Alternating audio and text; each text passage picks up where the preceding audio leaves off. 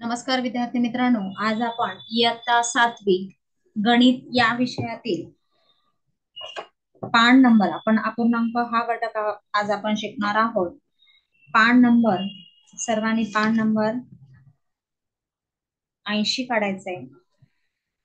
पान number 80. Okay, काढले सर्वांनी? सर्वांना माहिती आहे अपूर्णांक म्हणजे काय. 2.4 अपूर्णांक. आता अपूर्णांकाचे दोन प्रकार आहेत, एक व्यवहारी अपूर्णांक आणि दोन आहेत दशांश अपूर्णांक. आता नेमकं अपूर्णांक म्हणजे काय, तर पहा, अपूर्णांक म्हणजे जी पूर्ण संख्या नाही तिला आपण म्हणतो अपूर्णांक. तर सर्वांना माहिती आहे, आपण घेतला 5 नंबर कसा झाला म्हणतो अपूर्णांक. मग अपूर्णांकाचे दोन प्रकार मी तुम्हाला सांगितले आहे. व्यवहारी अपूर्णांक म्हणजे काय, पूर्ण दुसरी संख्या असेल तर. तर आता पहा, इथे आपण कोणतेही उदाहरण घेतलं तर समजा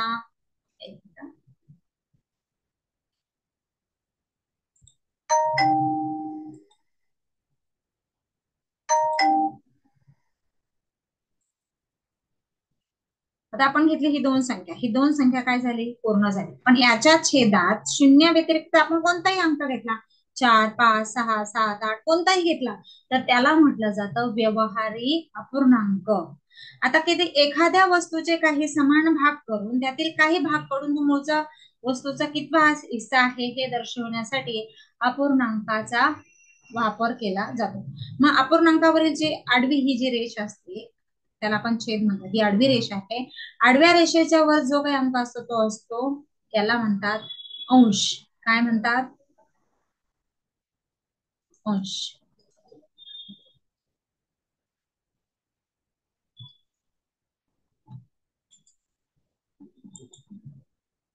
तर समजा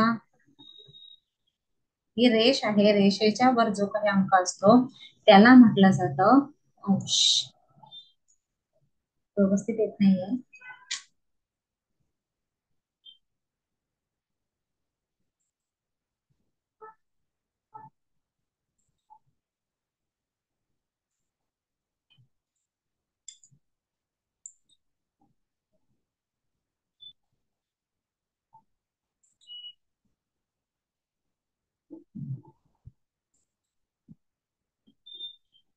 आता इथे दिलेला आहे आपल्याला उदाहरण 1/3 मध्ये. एक हा काय झाला, अंश झाला, आणि खालचा जो आहे त्याला म्हटलं जातं छेद. काय म्हटलं जातं त्याला?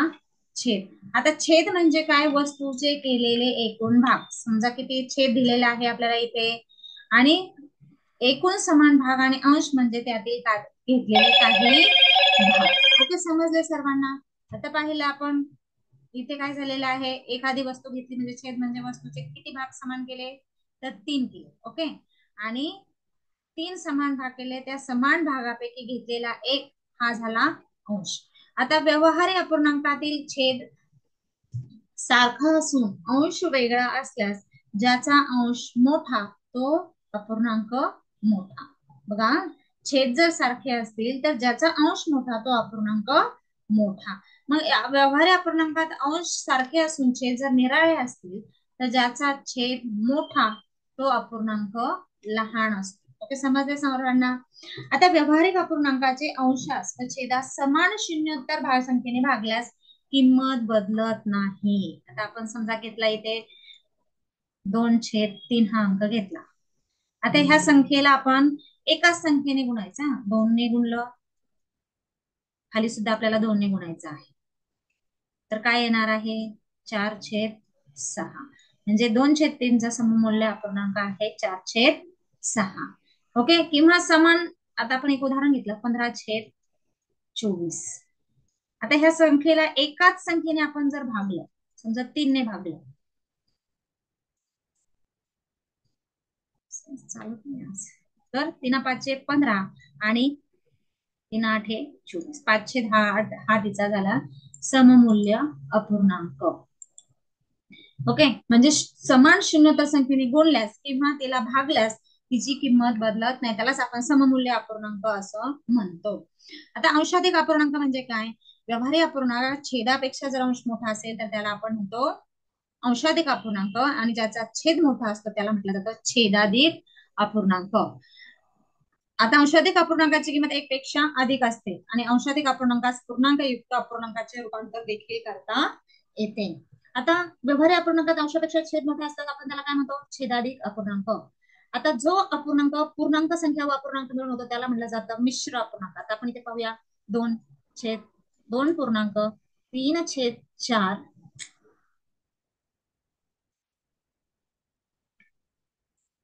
2.3/4 हा झालेला आहे आपला मिश्र अपूर्णांक. ओके नाही, 2 पूर्ण आहेत आणि 3/4 हा काय झालेला आहे, व्यवहार अपूर्णांक. त्याला म्हटलं जातं व्यवहारी अपूर्णांक, मिश्र अपूर्णांक म्हटलं जातं. आता आपण सराव संच 2.4 पाहणार आहोत. सर्वांनी पान नंबर 81 काढायचा आहे.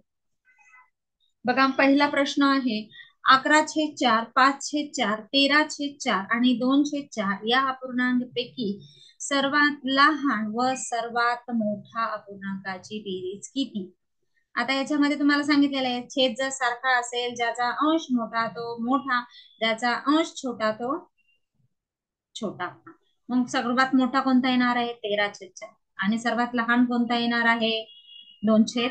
मग या दोघांची बेरीज केली, जर छेद समान असेल तर अंशाची बेरीज करायची, म्हणजे किती येणार आहे, 13 अधिक 2 किती झाले, 15/4. म्हणून पर्याय क्रमांक 1 हे त्याचं उत्तर येणार आहे. ओके, कळलं सर्वांना.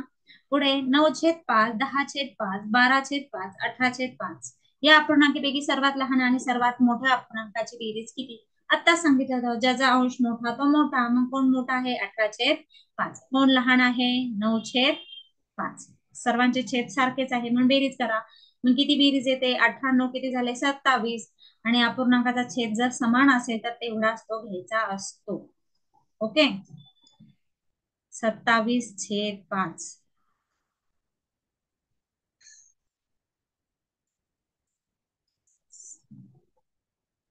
आज पेन व्यवस्थित चालत नाहीये.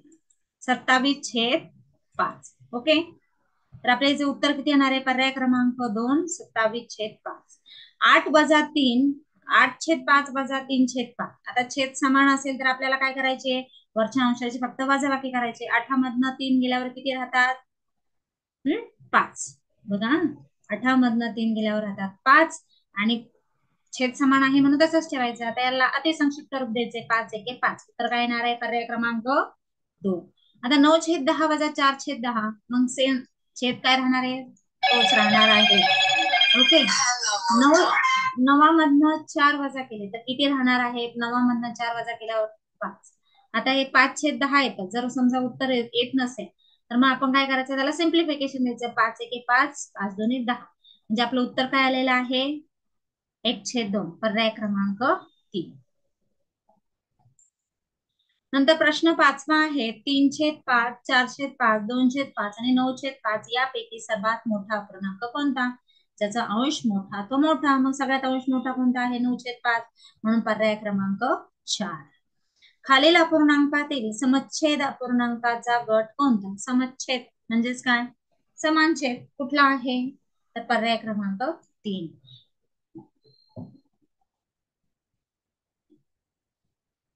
आता इथे सुद्धा दिलेला आहे समच्छेद म्हणजे सारखं मूल्य असणारे कोणता आहे, बघायचं. सिम्प्लिफिकेशन द्यावे, 1 2 2 2 4, 3 1 3, 3 2 6, म्हणजे सगळं काय येत, 1/2 येत आहे.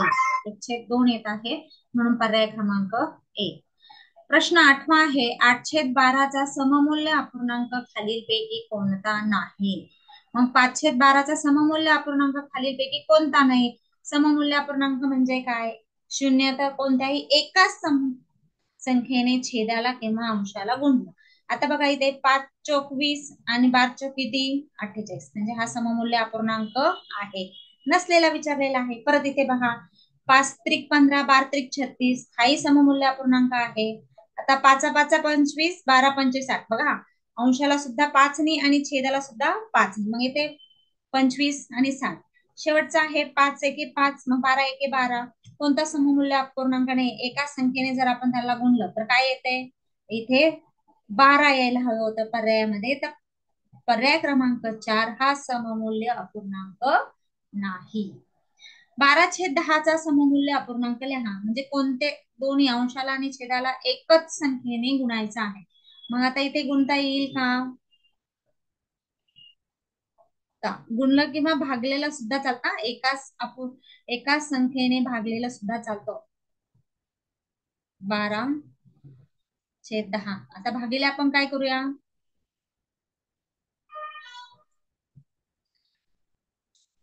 बघा 12ला जर आपण कितीने पर्यायामध्ये दिलेल्या संख्येपैकी 6ने भागलो तर काय येतं बघा,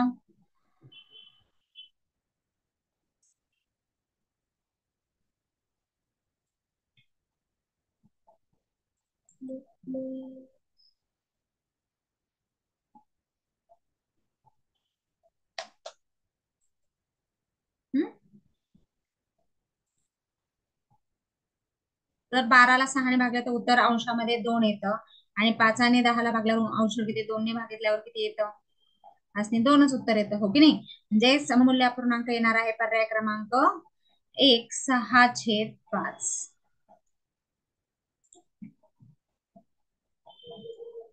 नंतर आपण हे पाहिलं तर हाही येत नाहीये, 4/3 पण येत नाही, 4/5 पण येत नाही.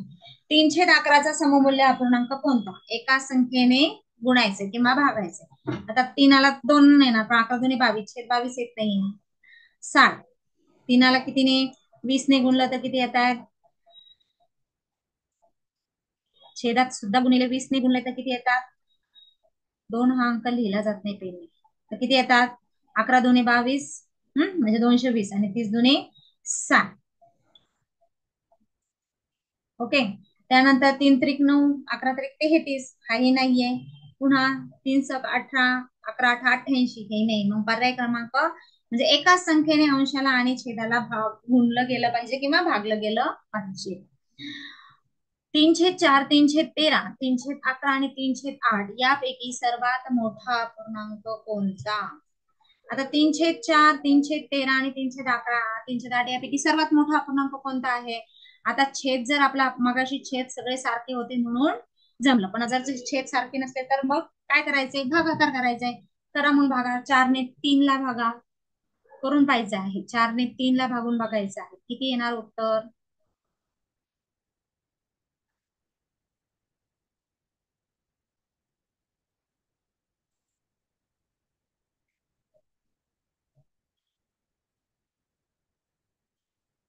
आज पेन व्यवस्थित चालत नाही, तुम्ही स्वतः भागाकार देऊन सांगा किती येते उत्तर. 3ने 4ला भागितल्यावर किती उत्तर येतं, 0.23. काय उत्तर येते, 0.23. पहिल्या अपूर्णांकाचे येते 0.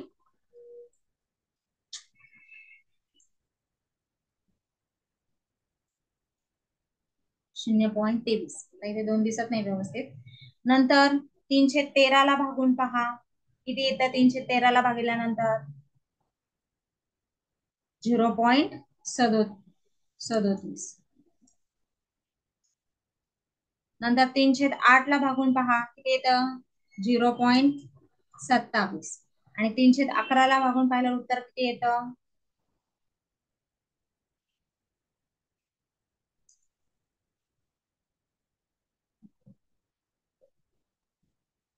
मग कोणता मोठा अपूर्णांक येतोय आपला, 3/4 हा पूर्णांक मोठा येतो कारण त्याचं उत्तर येते 0.75. तुम्ही स्वतः भागाकार करून पहा म्हणजे तुमच्या लक्षात येईल. 1/2 अधिक 2 1/3. आता बघा जेव्हा आपला छेद सारखा असतो तेव्हा बेरीज करणं खूप सोपं असतं, हो की नाही, तुम्ही स्वतः पाहिलेला असेल. चला 2 छेद,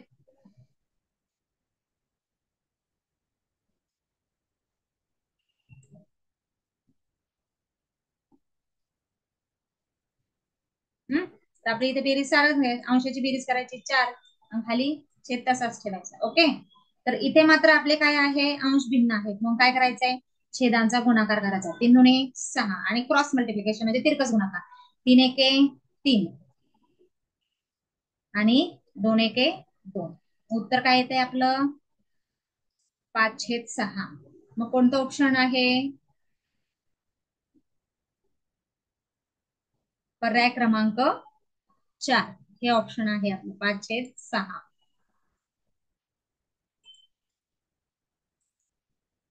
पुढे प्रश्न 13 आहे, 1/2 अधिक 2/3 अधिक 1/4. यांचा सुद्धा काय करायचंय, यांचा एकतर लसावी काढायचा किंवा यांचा आपण काय करूया, छेदांचा गुणाकार करा. 3 दुणे 6 6 चोक 24. नंतर आपण काय करूया, आता 24 हा आपला छेद झालाय, म्हणजे दोनाने कितीला गुणावं लागेल 24 येण्यासाठी, 12ने. मग 12 एके, बघा इथे येणार 12, 12 एके 12,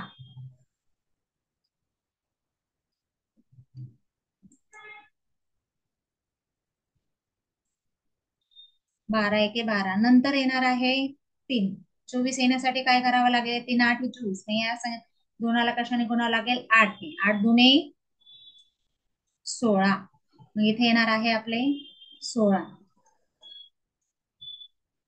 नंतर 24 येण्यासाठी 4ला कितीने, 6ने गुणावं लागेल, हो की नाही. 6 एके 6. मग ह्या सर्वांची काय करायची आहे आपल्याला, बेरीज करायची आहे. मग 12 अधिक 16 अधिक 6 किती होत आहेत,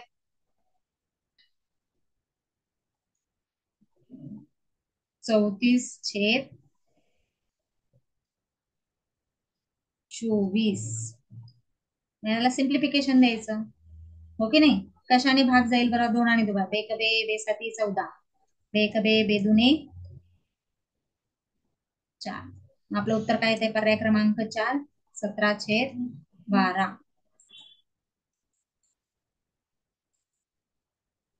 नंतर पुढचं उदाहरण आहे 14व.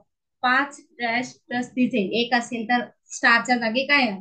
मग ह्या दोघांची अंशाची बेरीज किती येते, 8 येते. म्हणजे छेद सुद्धा किती असला पाहिजे आपला, 8. पर्याय क्रमांक 1. 15वा आहे, आता बेरीज किती सोपी आहे, अंशाची बेरीज करा. 2 खाली छेदात किती आहे, 2.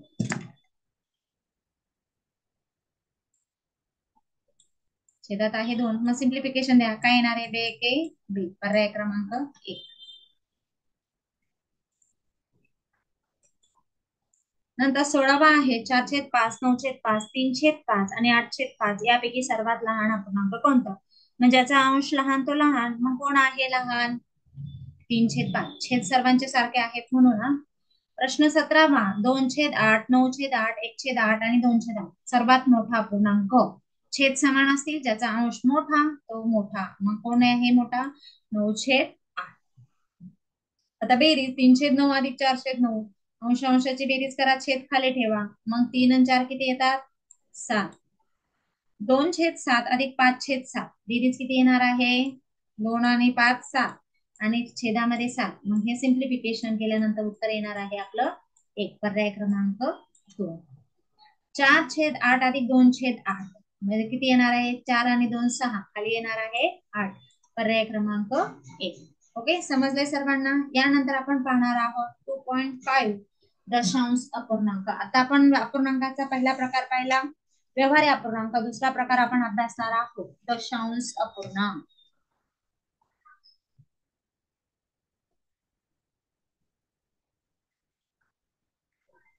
आता दशांश अपूर्णांक म्हणजे काय, ज्या अपूर्णांकात छेदात 10 किंवा 10च्या पातळीतील संख्या असतात त्याला म्हटलं जातं दशांश अपूर्णांक. म्हणजे बघा 10, 10च्या पटीतल्या संख्या कोणकोणत्या आहेत, 10च्या पटीतल्या 10, 100, 1000, 10,000 अशा या संख्येला म्हटलं जातं दशांश अपूर्णांक.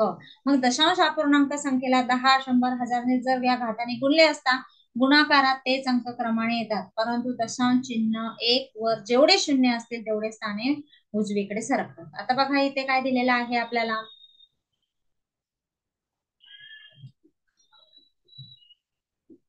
2.447 गुणिले 100. मग काय झालेलं आहे, इथे दशांश किती चिन्ह आहेत, 2.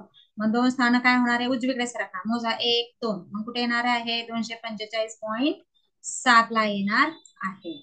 ओके, त्याच्यानंतर जेवढे शून्य असतील तेवढेच दशांश चिन्ह त्या बाजूला सरकणार आहे. इथे 3 आहेत, मग 6च्या पुढे 3 नाहीयेत, 1 मग 2 शून्य द्यायचे, अजून एक शून्य, अजून एक शून्य, असे 3 शून्य द्यायचे.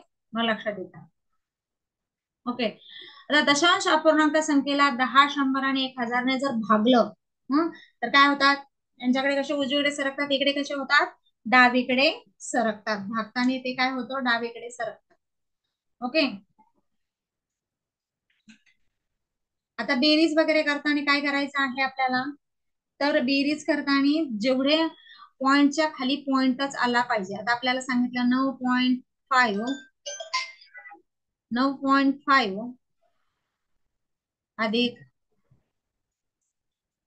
15.5.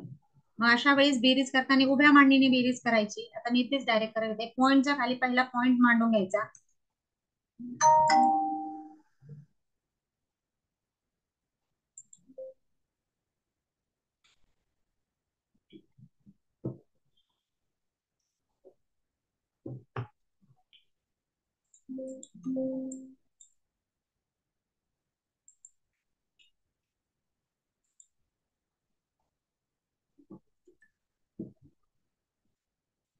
तर पॉईंटच्या खाली आपण पॉईंट मांडणार आहोत.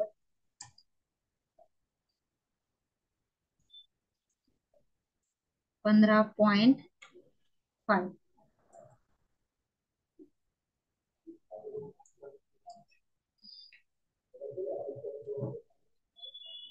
तर तुम्ही स्वतः बेरीज करा. आज पेन आपला व्यवस्थित चालत नाही आहे.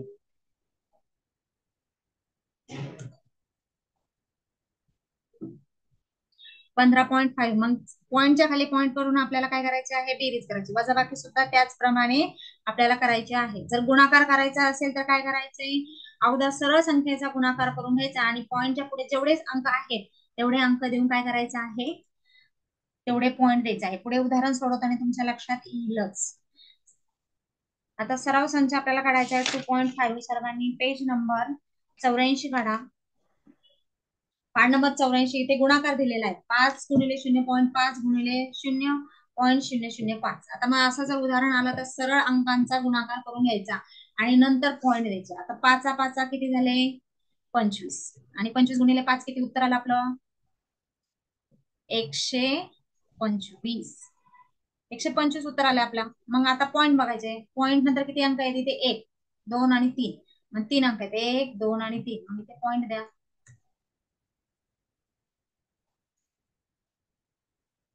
0.125. कळालं? ओके. नंतरचं उदाहरण आहे 0.4 गुणिले 0.5 गुणिले 0.4. आता मग पहा, इथे सुद्धा गुणाकार करून घ्यायचा अंकाचा. 4 गुणिले 5 किती झाले, किती झाले, 5 चौक 20 आणि 20 चौक 80. उत्तर काय आलं आपलं, 80 आलं. काय उत्तर आलं आपलं, 80. गुणाकारामध्ये 80 उत्तर आलेलं आहे. आता आपल्याला पॉईंटच्या नंतर किती संख्या आहेत बघा. इथे पॉईंटच्या नंतर 1, 2 आणि 3. मग उजवीकडून मोजत यायचे 1, 2, आता 3. तर तुम्ही म्हणता इथे अंकच नाहीये तर काय द्यायचा, 0 द्यायचा आणि मग पॉईंट द्यायचा आणि मग 0 द्यायचा. 0.080. उजव्या स्थानात जेवढी शून्य येते त्या शून्याला किंमत नसते, म्हणून पर्याय क्रमांक 2.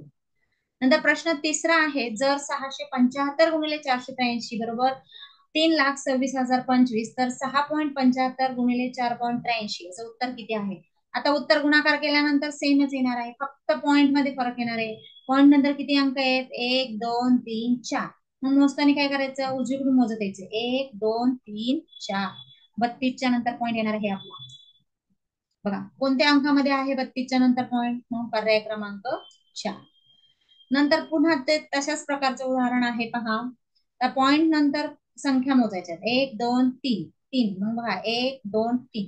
82 नंतर पॉइंट येतोय आपला, हो की नाही. 82 पॉइंट कुठे आहे, 82 पॉइंट पर्याय क्रमांक 1. आता जर 64 गुणिले 125 बरोबर 8,000 तर 0.64 गुणिले 0.125 बरोबर किती. आता हाच गुणाकार येणार आहे, फक्त पॉइंट द्यायचे. 1, 2, 3, 4, 5. बघा 1, 2, 3, 4. आता म्हणतात 4च आहे 5 नाही, मग काय करायचं, 0 द्यायचा आणि मग पॉइंट द्यायचा. मग काय उत्तर येणार आहे तुमचं, 0.08 पर्याय क्रमांक 3. पुढे 6वा प्रश्न आहे 15.15, 26.33, 19.54. आता एका खाली एक व्यवस्थित, आज पेन व्यवस्थित चालत नाही तरी तुम्ही पॉइंट खाली पॉइंटच लिहायचे आहे.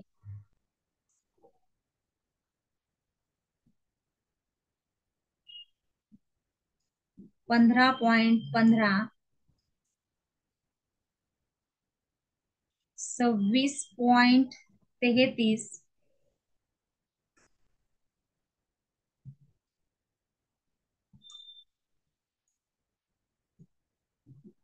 तुम्ही स्वतः लिहा आणि सोडून मला सांगा.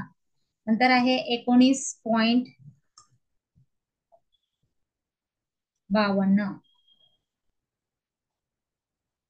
बेरीज करा. मग बेरीज करा, किती होत आहेत? 5 आणि 5 26.33 बरं काही जण. आता काय करणार, पेन चालत नाही व्यवस्थित आज. 5 आणि 3 8, 8 आणि 2 10, हाताला 1. 5 आणि 3 8 आणि 1 9, 9 पुन्हा हाताला 10 इथे, हाताला 1, 9 1 10, 10 6 16, 16 आणि 5 21, त्याचे आले 2. मग 2 2 4 5 6, मग किती उत्तर आले आपलं? 61.00 म्हणजेच आपलं उत्तर आलेलं आहे पर्याय क्रमांक 4. नंतरचं पुन्हा हे उदाहरण सारखं सेम तशाच पद्धतीने सोडवायचं आहे. आता इथे बेरीज आणि वजाबाकी दोन मिक्स झालेले आहेत, तर सुरुवातीला काय करायचंय? अगोदर बेरीज करून घ्यायची. 28.6 अधिक 32 पॉइंट, चालतच नाहीये ते. चला तुम्ही स्वतः करा. उत्तर किती येते मला सांगा बरं, मी सांगते तुम्हाला किती उत्तर येत आहे तुमचं.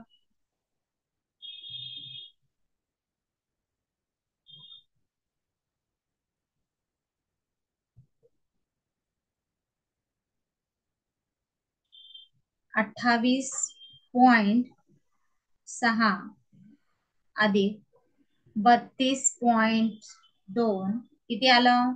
उत्तर आलं 60.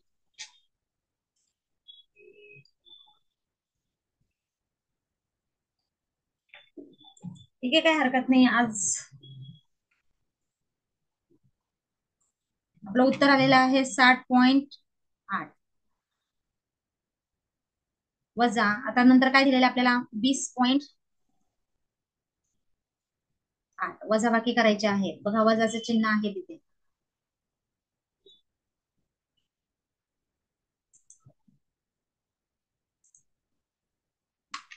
आपण वजाचं चिन्ह देऊया. किती येणार? 8 8 गेले 0, 0 0 गेले 0, 6 2 गेल्यावर किती राहिले? 4. मग आपलं उत्तर काय आलेलं आहे? 40. पॉईंट द्यायला विसरायचा नाही. तर काय आलेलं आहे आपलं? पर्याय क्रमांक 41. प्रश्न 8 आहे. 1.3 इंटू गुणिले 0.04, मग गुणाकार करायचा. 13 चोक किती आलं आपलं? 52 आलं. उत्तर काय आलं आपलं? 52. मग आता आपल्याला फक्त काय द्यायचे? दशांश चिन्ह द्यायचे. किती आहेत?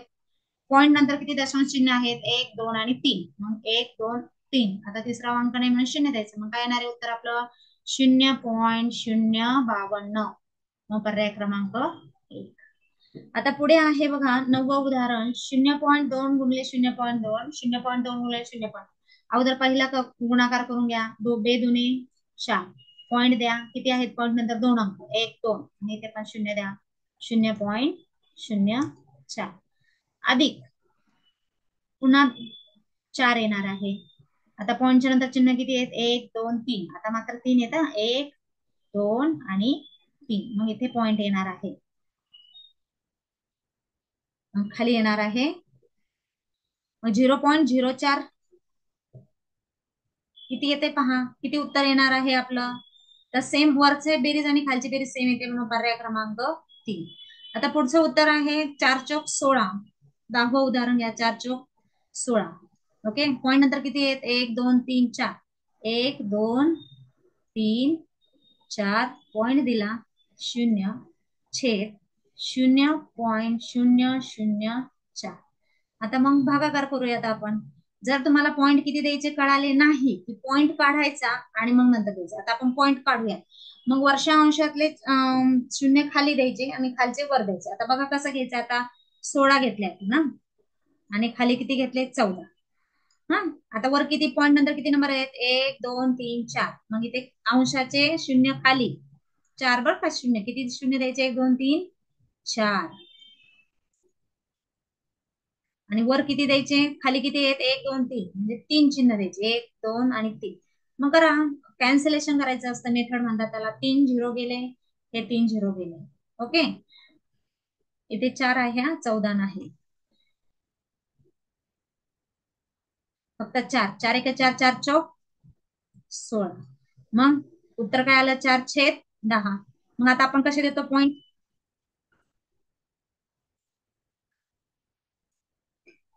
उत्तर आपलं येणार आहे 0.4. किती शून्य आहे? 1 0 आहे.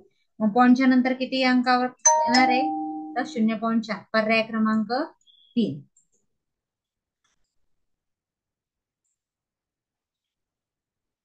आता हे खालचे उदाहरण तुम्ही सोडवा. इझी आहेत. फक्त काय करायचंय, पॉइंट खाली पॉइंट आणून बेरीज करायची. वजाबाकी दिली असेल तर वजाबाकी करायची. गुणाकार देताना पॉइंट, शून्य पॉइंटच्या नंतर किती अंक आहेत ते मोजून आपल्याला पॉइंट द्यायचा आहे. आता समजा तुम्ही इथे बेरीज केलेली आहे, उदाहरणार्थ मी तुम्हाला इथे सांगितलं गुणाकारामध्ये, हे बघा इथे गुणाकार आहे फक्त. तर ह्या दोघांचा गुणाकार करायचा, 3 त्रिक किती आले, 9 आले. पहा आपलं उत्तर किती येतं, 9. 9 आल्यानंतर आपल्याला पॉईंट द्यायचे, मग किती आहे, पॉईंट नंतर किती अंक आहेत पहा बरं. पॉईंट नंतर हे आहेत 2 आणि हे आहेत 2, म्हणजे असे 4 झाले. मग आपला तर गुणाकार फक्त 9 आलाय, मग 4 द्यायचे म्हणजे काय करायचंय, मोजत अंक 1 2 3 4. ओके. आणि अशा पद्धतीने आपल्याला करायचं आहे, मग ते उत्तर आपोआप आपलं येऊन जातं. ओके, समजलंय सर्वांना? ओके, धन्यवाद.